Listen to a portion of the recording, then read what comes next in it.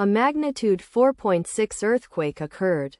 Izu Islands, Japan region. 510 kilometers SSE of Tateyama, Japan, or 547 kilometers SSE of Yokosuka, Japan. On Saturday, the 14th of June 2025, at 13 hours 21 minutes and 50 seconds local time, the quake had a depth of 10 kilometers and was not felt, or at least not reported so. Data source from EMSC. Did you feel it?